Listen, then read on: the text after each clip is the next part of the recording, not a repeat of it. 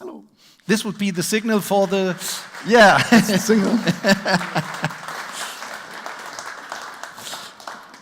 It is not necessary to tell who Ingo is. He's now working and living for the BOTlabs company. He's the boss there. He was the boss of the Thunder team and worked for Burda for a long time. And he has a very interesting idea, a very interesting topic. He said data is not like oil. So a child, my son would have asked, why is it not like oil? Is it not as greasy as oil is, or is it not as good on the salad? Or what is the point why data is not oil? And you told us yesterday, and we said, don't tell it now, tell it tomorrow in front of all the guests here. So the stage is yours for explaining why data is not like oil. Sorry, because before I forget it, this is my word. Yeah, if you every speaker is getting a little present, and it's his face. So if you are a speaker and want to have your face, go outside. There's a big room like the Bambi Verleihung. After the Bambi, you go outside, you make your photos. You can make your photos yourself, selfie yourself, and in the whiskey box you will find your portrait. You can take it and you can have it wrapped in the reception counter. So, Ingo. Thank you. Thank you, Bruno. Yes, I take the liberty of not speaking about Thunder and not speaking about blockchain today. This is very relaxing for me. I just tell you something about something that is on my mind or has been on my mind for a couple of months. And this is a lot of managers compare data and oil and say, wow, data is the new oil, we have to collect it. And I have the feeling that this is not completely right, and that it also might lead us in a terribly wrong direction.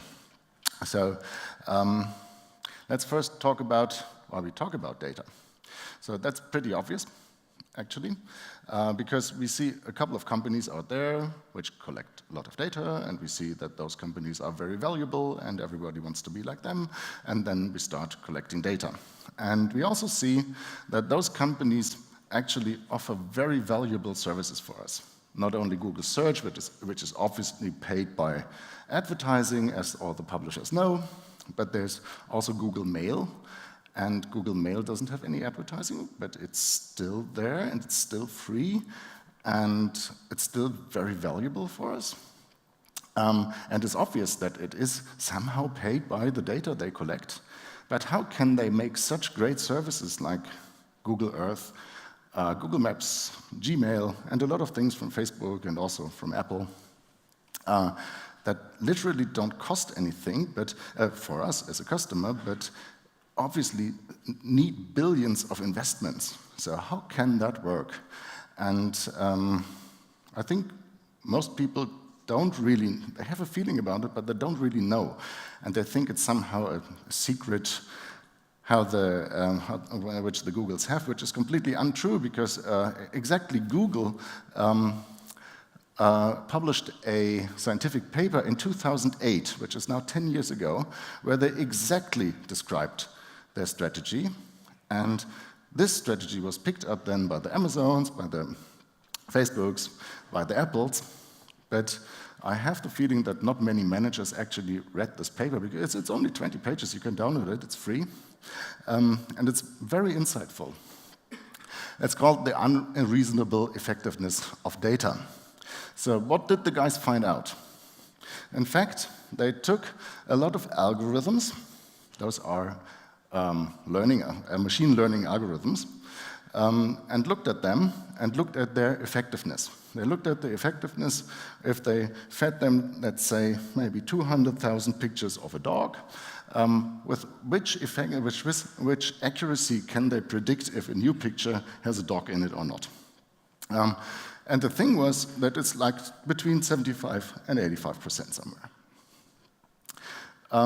which is not very good, actually, because when I see a picture of a dog, I think I can really find with nearly 100% accuracy that there's a dog in it. The frustrating thing about this is that there was 20 years of research going into some of those algorithms, and some of those were left alone for 20 years, and they had the same effect. So all the money going into research on artificial intelligence was obviously wasted. The algorithms are not getting any better. Obviously, we already know everything about algorithms. So no use in research. Funny enough, they noticed that the curve goes up and the accuracy goes up if you just put more dogs in there. So if you put like 1 billion, I think this is 1 billion dog pictures in there, you already have 95%. 95% is great. No, it's not so great. If you have a self-driving car and it brings you home safely with 95% accuracy, you won't buy the car. So we have to go up to 100 or very close to 100. And as you see, this curve is getting a little flat here. So we need billions, trillions, quadrillions, whatever, dog pictures. How do you get the dog pictures? Of course, Gmail. Right?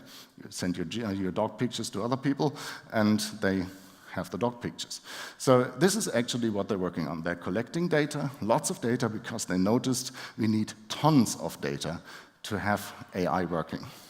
So there's a close relationship, obviously, between AI and data. And this relationship goes like this. Whoops. If you have AI, without data, it's completely useless. If you have data without AI, it's completely useless. Only if you have both, then you can make a profit from it. And remember, this thing has to be huge. And together, they have a huge potential. Now, the interesting thing about AI, as people notice that they're making not any progress on algorithms, they put them out for free. You have people from Microsoft in here today, but also you can get really powerful algorithms from Amazon. Just for a couple of euros a day, you can use the infrastructure, the whole IT infrastructure, including all the algorithms that Amazon has for making your AI. Why are they doing that? Because they know you don't have the data.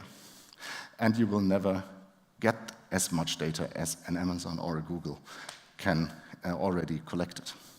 So, if you are in a business where you have a competitor, maybe like Amazon, maybe like Google, maybe like Facebook, don't try AI, because you cannot win. You all have the same algorithms, but you don't have the data. So, this is actually the first thing we can conclude from here. Data powers AI, but there's no AI without data. So now let's talk about the oil thing.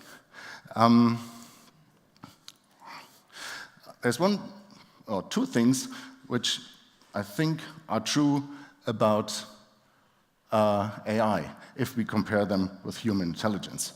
The first thing which makes AI better than human intelligence is that AI systems can be updated. You might think that your Windows PC is an AI system. No, it isn't, just because it can be updated.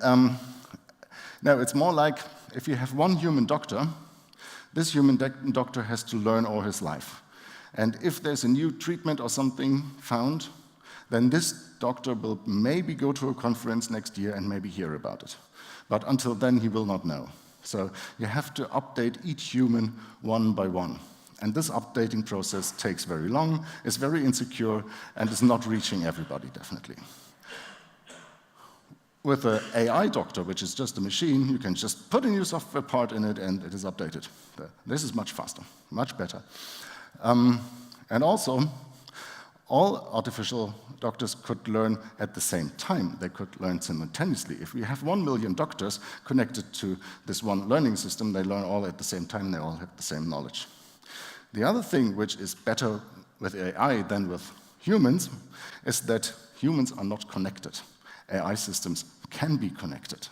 So if one doctor has a finding, he can tell any other doctor who's connected that, and in our real world, they have to phone up the next doctor and then they just informed one. But what they do, what they inform, this is data actually. And what we've seen before with the Googles and the Facebooks, they are siloing data. They are putting the data in their private silos. Now, this is completely against this, because this means sharing data. So I think we have to think of data in a new way. It's not like we have to put it in a silo and try to be the biggest company in the world. We can only leverage the power of AI if we start building shared systems. Let me make an example with cars, because we're in Germany, cars always work. With the human intelligence, we have more than 1 million people injured in traffic accidents every year. This is exactly more than with war and terrorism. So we have to do something against that. The problem is, for one, and everybody talks about that people get drunk, people get sleepy, people are not capable of driving cars, so they make mistakes. But the other thing, which nobody talks about them, is that people are individual systems and they are not connected. If you want to turn right, you have to you switch on your flash. That's really crazy. It would be much better if I already know that this guy is turning right. Because if you're looking for, if you're just driving a street in Berlin, you will find people flashing right, looking for a parking space, and then seeing a parking space in this small street over there, and then just instant going left, and this always gives me the creeps. So when we put this into self-driving cars and make it like oil data, like the old data the Googles are talking about, then we have self-driving cars, and they will obviously avoid many accidents because they will not get sleepy, definitely, they are not getting drunk, but they are still individual systems, and they still cannot anticipate what the other cars or what the other drivers are going to do. But if we put it together with non-oil data, with shared data, and we put all the cars together into one system, which is completely interconnected, then one car will know that 100 meters from there will come another car from the right, and they can negotiate what to do, and they can also incorporate maybe the traffic signs. So if we really want to leverage the power of artificial intelligence, it is not going to be one company like Google building a car. It is a lot of companies sitting together and say, let's make a standardization for sharing the data. So now let's put together what we heard so far. So data is definitely like oil because it powers a new economy, the artificial intelligence company. That's like oil. It makes some people rich. Yes, like oil. Having lots of data means having a lot of power. Look at Google, and much data, much power, works. Data can be siloed, like oil, yes. The more data you have, the less you need to fear competition. Yes, look at Amazon. Drilling for data requires huge investments. Yes, look at things like Google Earth. Huge investment, drilling data. Data leverages its power through commodity technology. Actually, yes. Oil is leveraged through machines. Machines are commodity. You can buy a machine. But AI is also a commodity technology now. You can just buy it. So, like oil. But on the other hand, it is definitely not like oil, because if you use data, then the data isn't burned. You can use it again. So this is completely unlike oil. If you burn oil, it's gone. Data can also be used to make new data. Just combine two data sets, get a new data set. Not working with oil. Data can be replicated or copied at no cost. It can also be transported at light speed with no cost. Very much unlike oil. Those things are the most important. Data does not have a fixed price today. So there's no data exchange where you can say a barrel of oil or a gigabyte of data is like this price. With data, with oil, you have that, right? The other thing, and this is what I want to emphasize on is that data actually multiplies its value when it is shared. So if I give away my oil, you have oil, I have nothing. If I give my data away, it's like giving knowledge away, then both benefit. And selling data does not leave the seller without data. That's interesting. So I can sell my data and still have it. I can sell it again to someone else.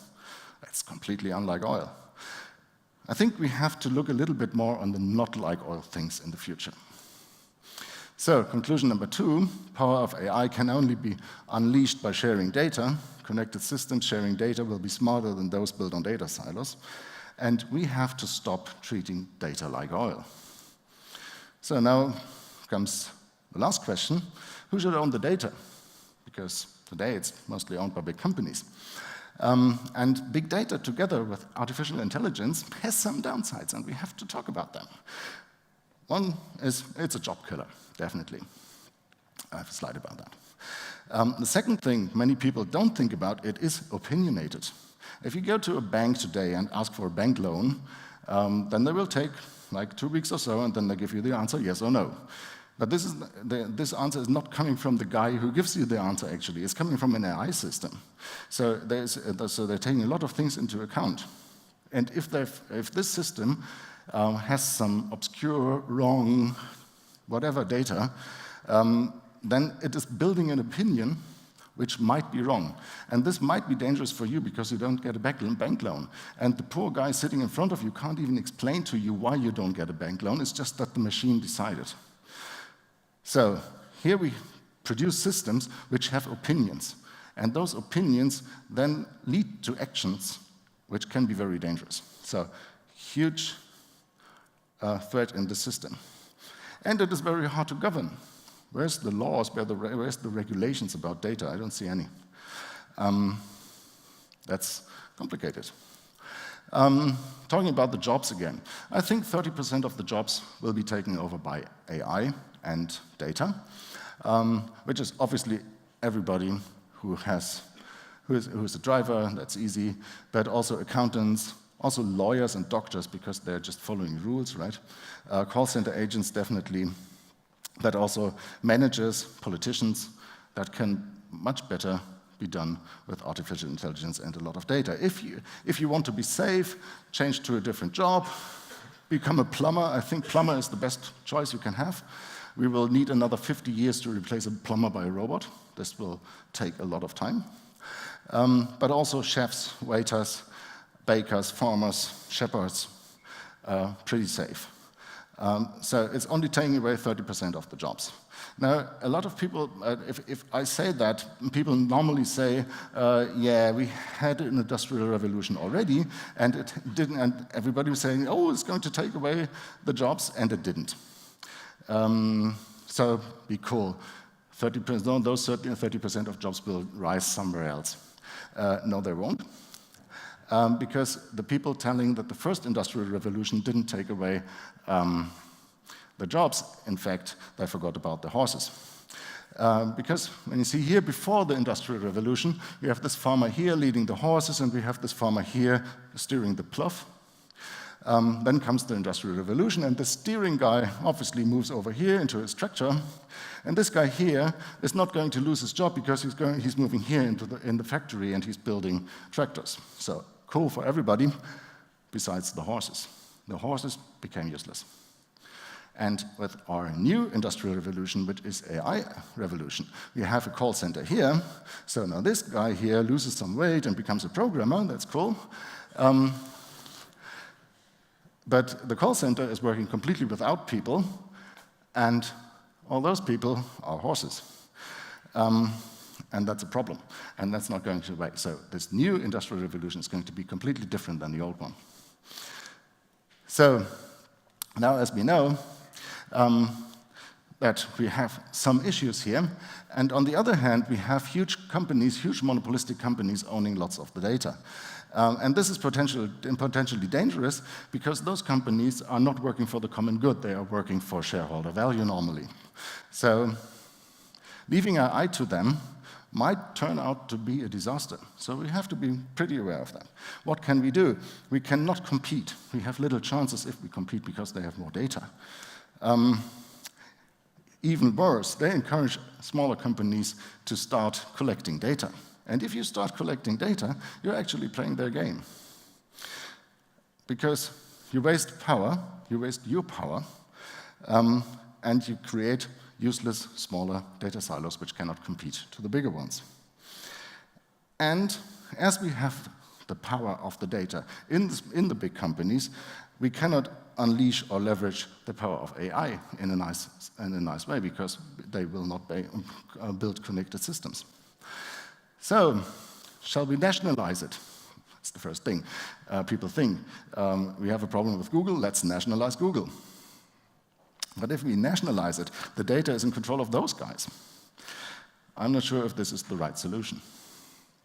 So, if the big companies are not the right solution, and the states are not the right solution, what can be the solution? The solution is obviously we have to keep the data at the source, and this is the individual people producing the data. So we have to democratize data and leverage the power of AI at the same time. And this is a big task. How can we do that? Well, I think it's hard, but it's just 2 simple steps. We have to prevent new silos, and we have to tap the existing silos, because there's already a lot of data. We just have to make it useful, or more useful than it is today in a silo.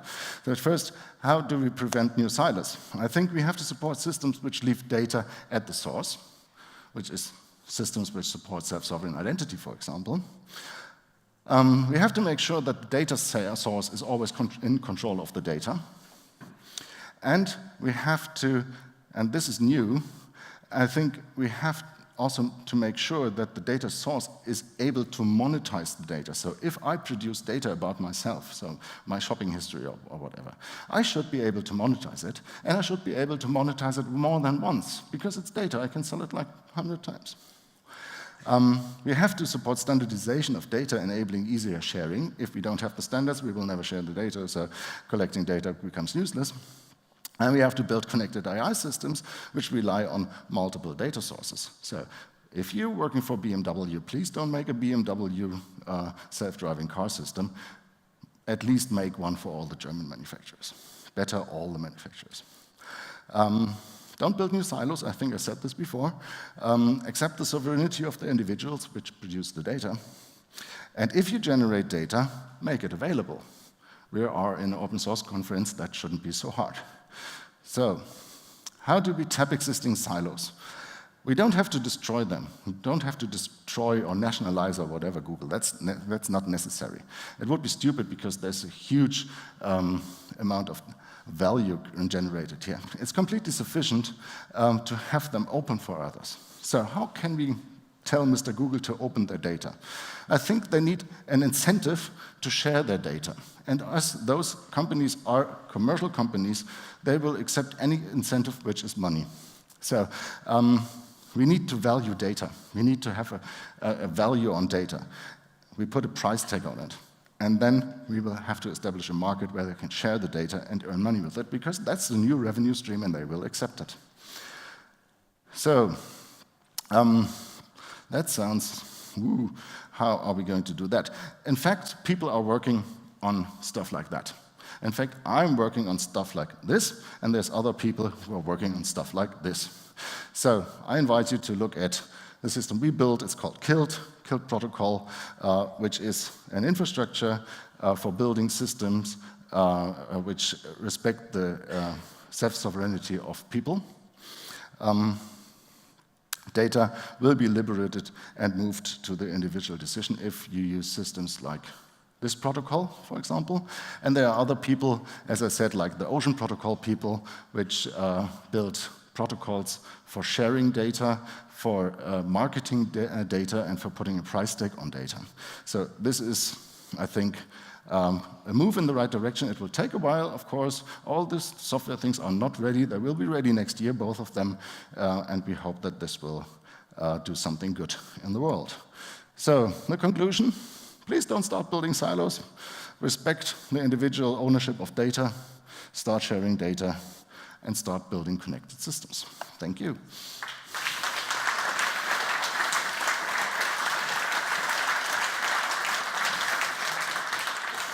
Yeah.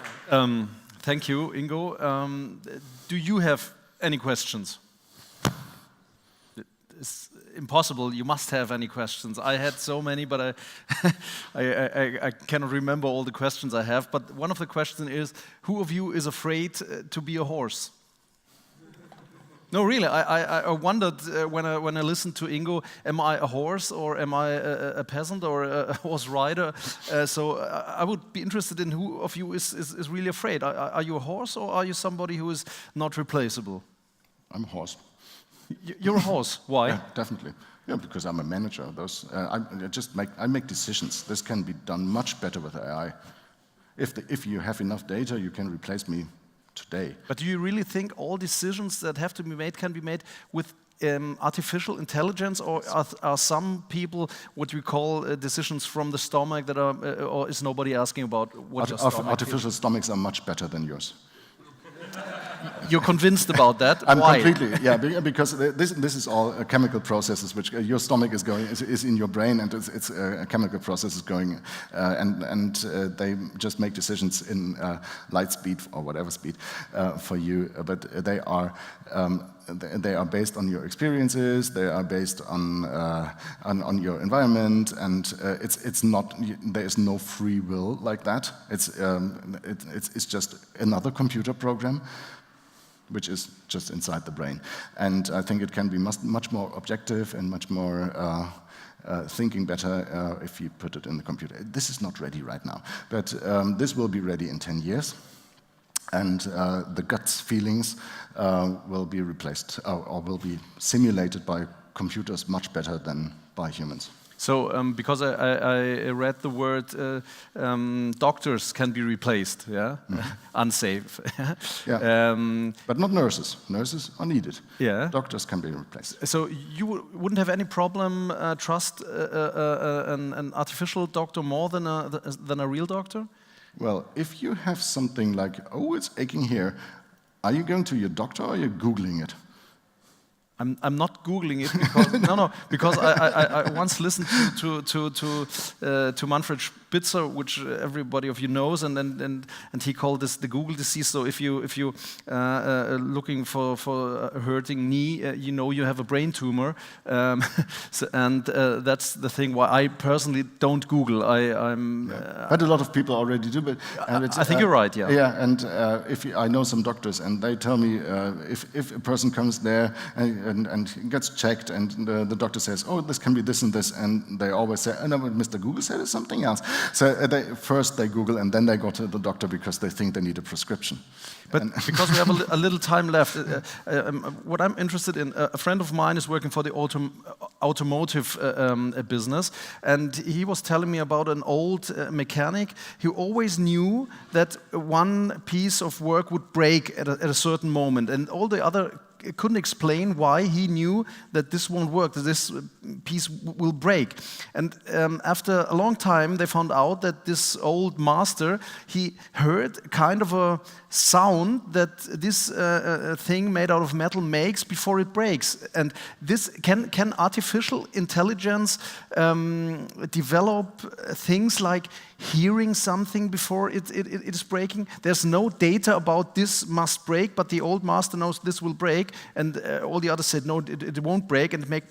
And just because he heard this sound, this small sound, this is different with a piece of work that is okay, and with a piece of work which is kind of micro broken. So, do you think this can be replaced one day? This yes.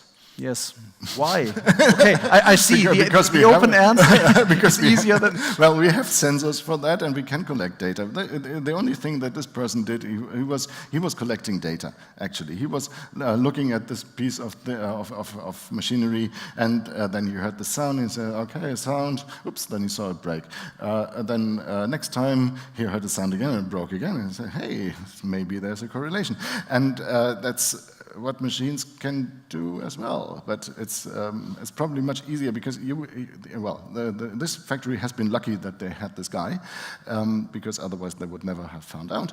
But in the machine environment, you would have a lot of sensors looking around, and they would just collect the data, and they will find it out every time. So would you agree that some person I talked with 2 weeks ago, he said the invention of artificial intelligence will be the last invention of mankind? I don't know.